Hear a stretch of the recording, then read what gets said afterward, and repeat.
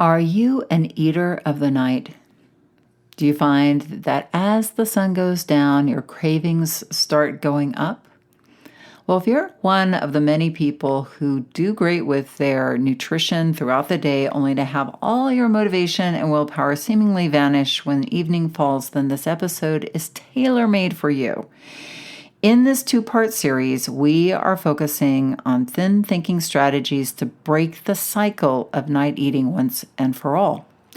We'll unravel the reasons behind your night eating habits and explore how you can create new, healthier associations in your brain when it comes to these evening cravings. So if you're a night eater who just can't kick the habit, or if you've ever wondered why your cravings escalate as the sun sets, you're in the right place. In this episode, you're not only going to gain insights into the root causes of night eating, but you'll also discover practical strategies to regain control of your nighttime cravings and build a healthier relationship with food. So stay tuned and let's embark on this journey into the evening together.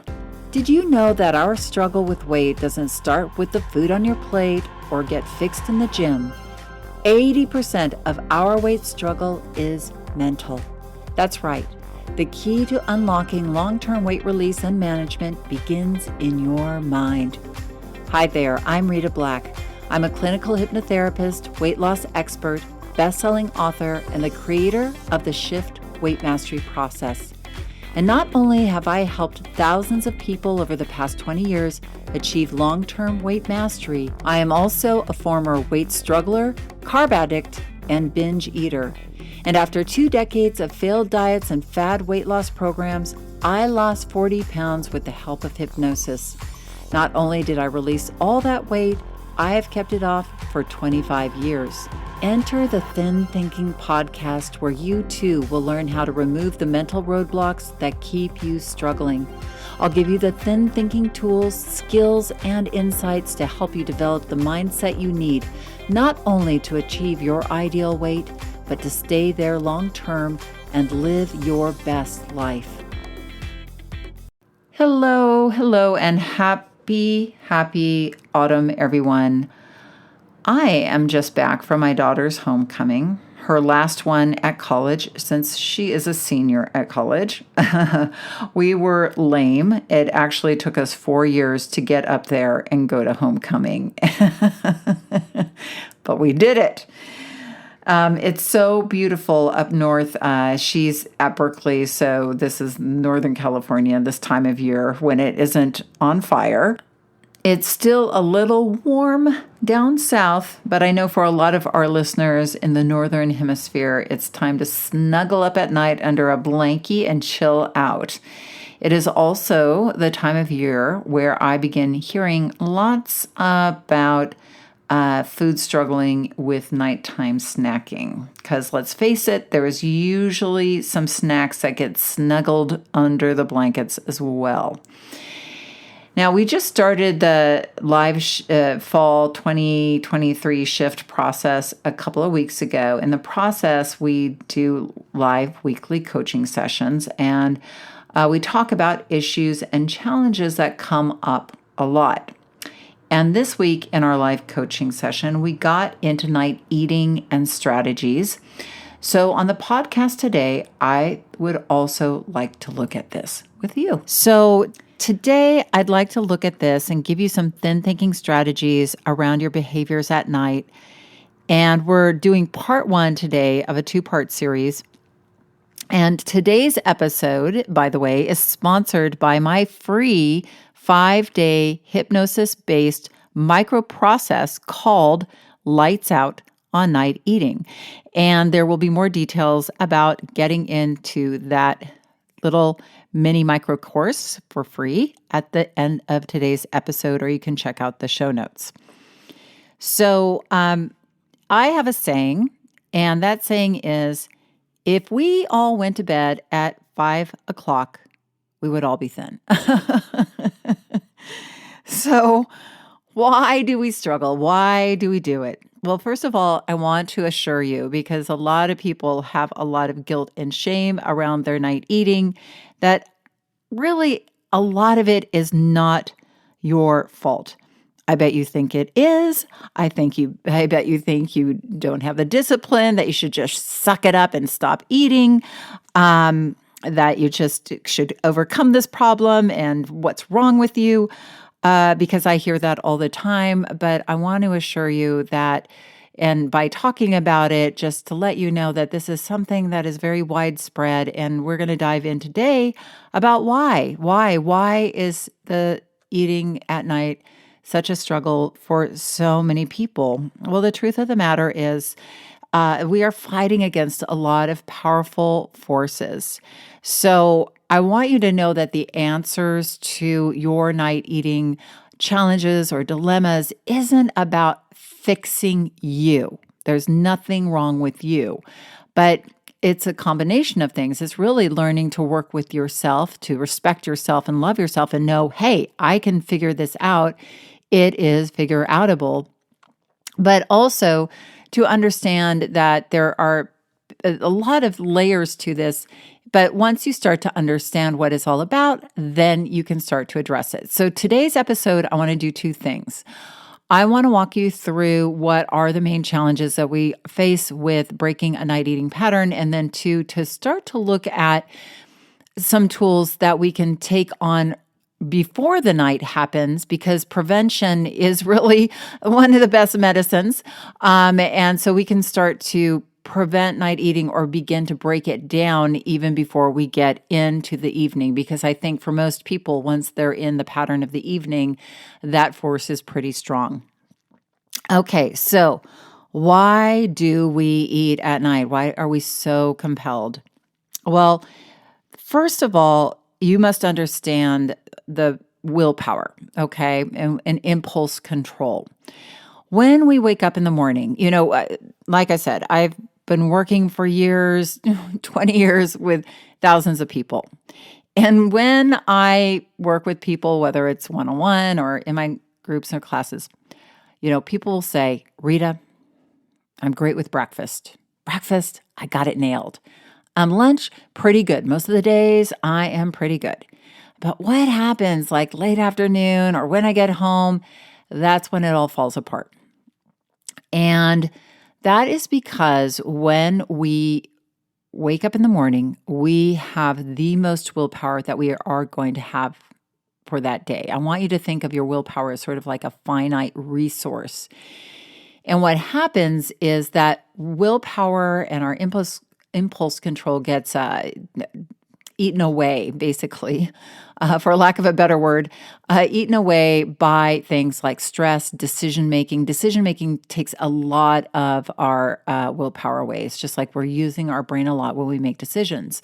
And whether you work at an office or you're managing a household or kids or just, going through life is so busy and we have so many decisions to make that often by the time we get to the late afternoon, our impulse control has now really diminished. So for most people, we get to the late afternoon, early evening, and we are kaput, like our ability to say no to things, our ability to go to the grocery store and not grab all of those things that are right by the checkout stand, they go down big time. So first of all, you need to understand that by the evening, your willpower is very, very low. And we're going to look at some of the tools that we can use to elevate and borrow our willpower so we can have some at night. But you have to know that your willpower is usually very low at night. And the other thing is usually, now the last year maybe not so much so, but our days are far more structured than our evenings as far as external structure. We get up, we brush our teeth, we do stuff out in the world or at home, but we do this, then we do that, then we do this, and there's typically a pretty secure structure to our day. So when we get home at night, it feels like there is, or at least the workaday, the external structure is gone, and it's just kind of like, relax in front of the TV, eat, our brain isn't in as much of a structure. We actually do have a pattern to our evening, but the external structure is gone. So a lot of people feel a lot more lost, or a lot more just, there isn't that focus at night, because it's time to relax and it's time to unwind. And that's where a lot of people feel like their eating goes up and they get a lot more challenged in those times. Their feelings start to come to the surface because they're not at work anymore, and they're not having to push down feelings and emotions because they've got stuff to do, and they've got people to interact with, and they've got problems to solve and businesses to tend to. And then when we get home, all those feelings from the day also start to burble up, and we're dealing with those things. We're dealing with our family. Lots of stuff is going on in a much more unstructured way.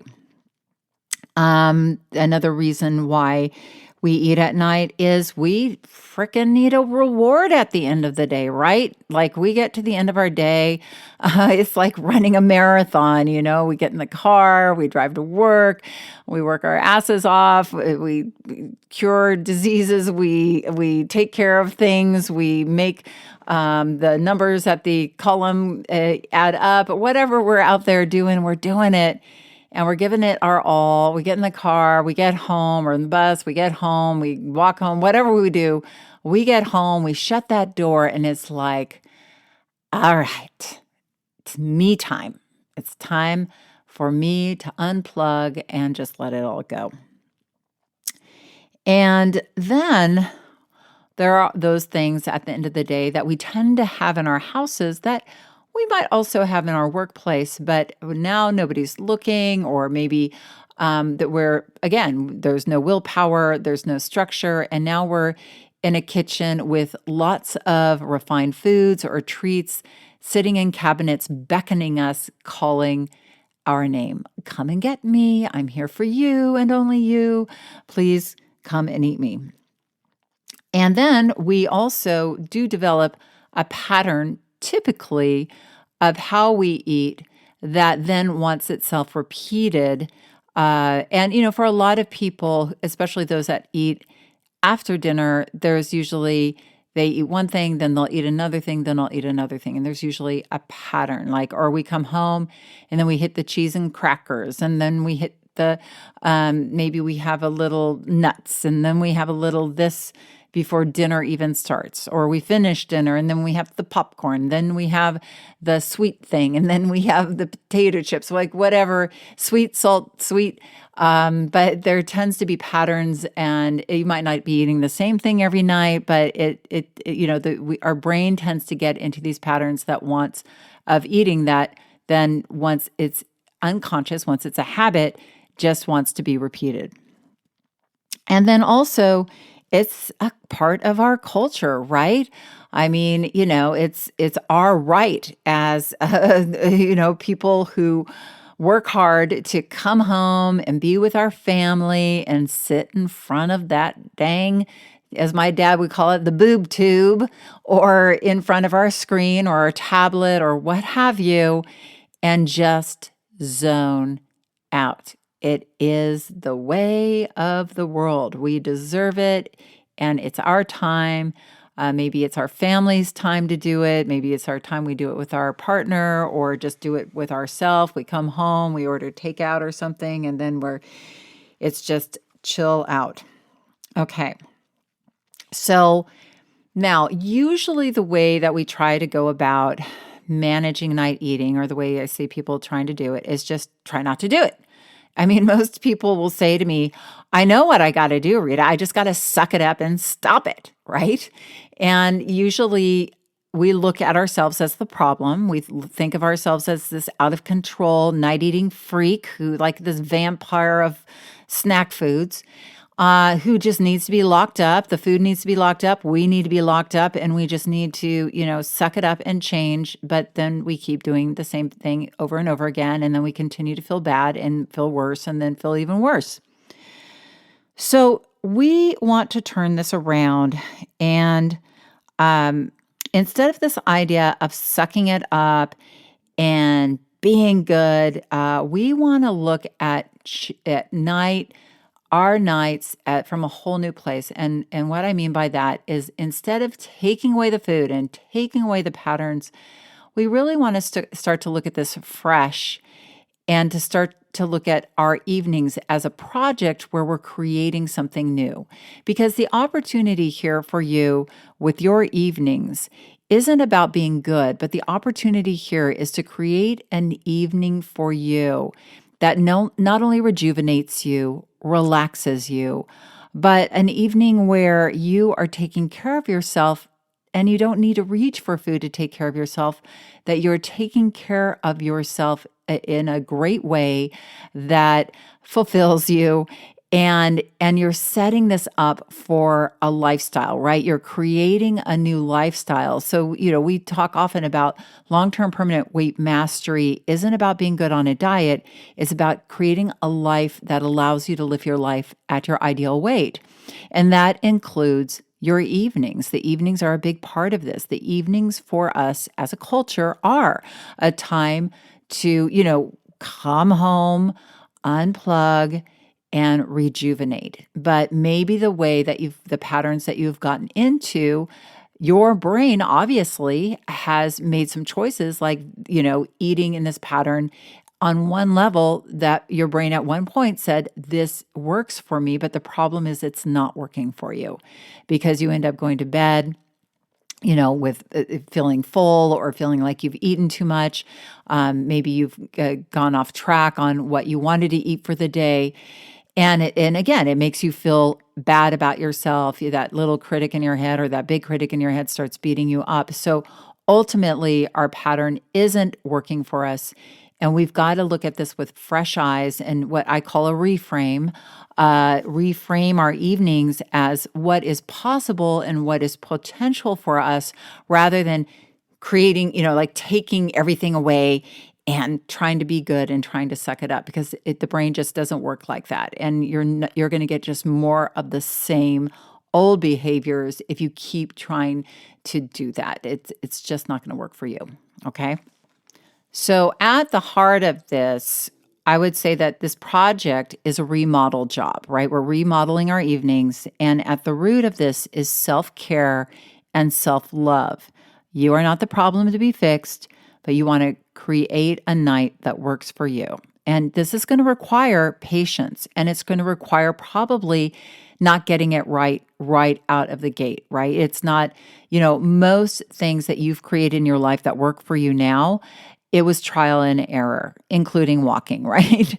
Like if you, if you, as a toddler, every time you fell down, somebody was like, "You blew it. You're never going to walk." Well, would you have walked? Probably not. So, but you got up and you tried to walk again and you tried to walk again. And pretty soon you were putting a few steps together and pretty soon you were walking across the floor and pretty soon you were walking to school and running marathons. And, you don't even think about walking anymore. But at some point in your life, that was something you really wanted. You made that a project as that little baby. I want to walk. I want this. I remember my husband worked so hard to get our daughter to walk early, and she walked early. She walked at 8 or 9 months. And I was like, why are you teaching our daughter to walk? Please hold that off as long as possible.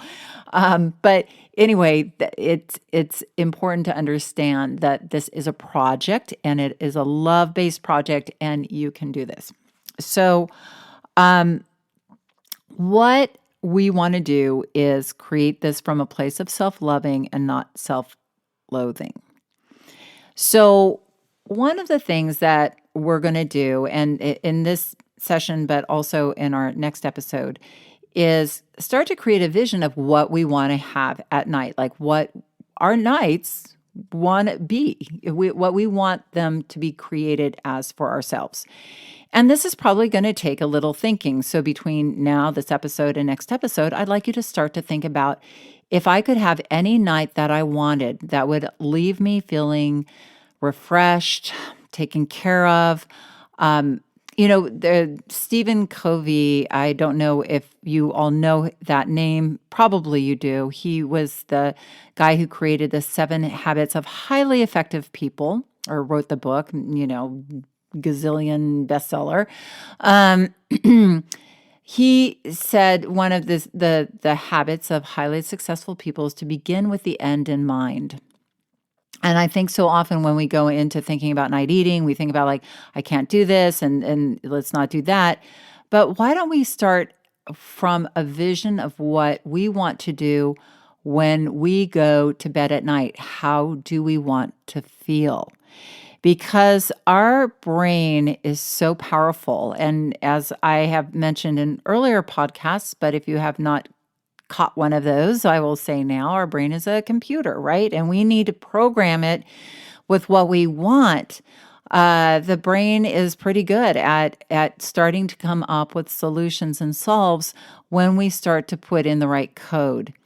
And the right code for solving the night eating challenge is really getting really clear about what kind of evening do I need to create that's going to allow me to go to bed at night feeling light, feeling refreshed, feeling rejuvenated, like I connected with myself and I had a good evening and I got ready for the next day and I was mentally able to let go of today's day and give myself credit for the things that went well and to think about the things that maybe I can improve on. Whatever you want to think about, the you getting into bed at night feeling like, dang, that was a good day. I showed up for myself. I ate well. I exercised if that was on your thing to-do list, that or that, what you wanted to create for yourself. And really think from that place and then reverse engineer from there.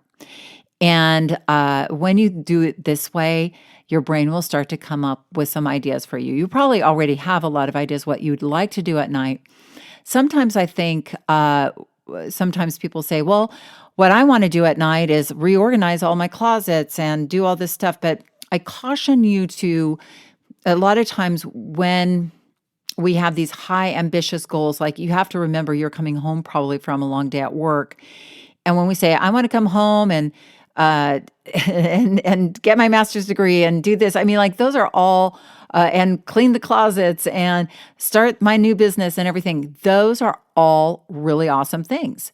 But you also want to really think about when you come home, you're exhausted, and probably the first thing you want to do is unwind in some way, either by exercising and going for a walk and unwinding that way, because exercise is so amazing to do that. Our problem solving brain is the best when we exercise. And actually, exercise does rejuvenate us. But if that's not you, if you exercise in the morning or if you're, like, I ain't there yet, fine. But you do want to be realistic about your goals. It's not like you're going to grab the sponge and start mopping the kitchen floor after working all day. So because what your brain will do is go, that ain't going to happen, and shut down, and then it will just be business as usual for you. But so you want to just start to think of a vision of how you want to feel at the end of the day, very end of the day, going to bed, and then start to come up with some ideas. And we'll shape this and do more of that in next episode. But the next thing I want to talk about is your morning mind, because your morning mind is the most powerful mind. And as I said earlier in this episode, our willpower is the highest in the morning. And what happens is when people struggle with night eating, they'll often just wake up and they'll go, well, I hope I'm good tonight. I'm going to be good. I'm not going to eat like I did last night. And they'll head off into their day. And then they get to their evening, and then they expect that their evening should roll out differently. But the problem is once you're into a pattern, the bus has already left the station. It's almost impossible to show up to a habit and try to change the habit within the habit because it's such a powerful force. It's like trying to get off a Six Flag Magic Mountain what do you call those things? Roller coaster. Thank you. Roller coaster ride, as it's already left and is going up the hill, right? It's like once the ride has left the terminal, once that thing is locked in front of you, the handrail, there's no getting out. So often that's why we don't get the behavior change that we want is we're showing up way too late to the behavior change. We want to start to think about the behavior change ahead of time. And then we want to start practicing that behavior change in the morning so that you're already telling your brain, you're giving your brain directions. You're saying, okay, brain, tonight, this is what we're going to do. We're going to come home. I'm going to, instead of, opening up the door and heading to the refrigerator to get a glass of wine and to get some cheese, I am going to go and put my tennis shoes on and go for a walk. And you practice that in your mind. You practice seeing going to your closet and getting your tennis shoes. Better yet, have your tennis shoes all ready by the door when you leave in the morning. Put them there so you're going to put them on and get out the door.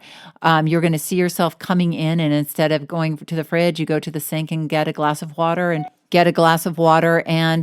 drink that glass of water. You see yourself doing it ahead of time, and in that vision, imagine how that's going to feel. That water is going to feel crisp. Oh, it's going to feel so great to get out on the street, walking and feeling that wind against your face, or the night breeze against your face, right? You really want to make it sexy in that vision for your mind. So your mind's like, ooh, that sounds good. That sounds better than sitting with a glass of wine on my sofa,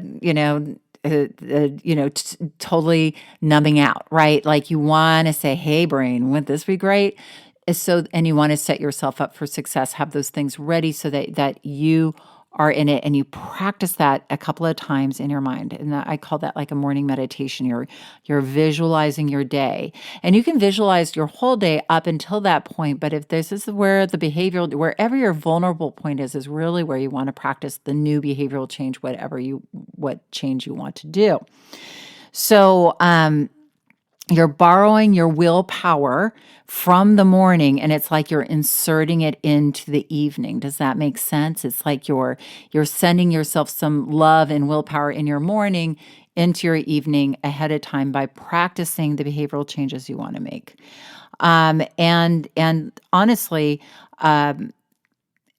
you could, if this is something that you want to add into this, because this is very helpful, is you could do the two scenarios. You could follow that, let me drink wine, sit at the couch, eat too much cheese, feel full by dinner, eat dinner, kind of numb out in front of the TV, maybe eat a little more. How does that feel by the end of the evening?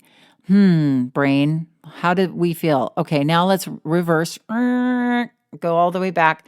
Now let's play it through to the new evening we have for ourselves. Coming home, putting those shoes on, drinking some water, exercising, coming home feeling energized and light, eating a healthy dinner. Maybe we're relaxing a little bit in front of the TV, getting to bed, reading a book, feeling good, going to bed. Oh, what an awesome day, right? And you're getting your brain to turn on its reticular activation system, which is sort of filtering out the negative stuff and going yes to the good stuff. And the more you do this with your brain, the more you practice, the more the brain will help you reinforce this new idea of yourself, because you are also creating a new identity of the lighter, healthier you going through your evening. So many of these things, just by doing this in the morning, are being activated. And so I cannot emphasize enough, begin with the end in mind and think your day through in the morning. It can be really easy, folks. Like, you don't have to sit up in bed. I'm talking about hitting the snooze alarm and doing this, imagining this while your eyes are still closed, because you're sort of in a semi-hypnotic state in the morning when you wake up. You're kind of half there, half not.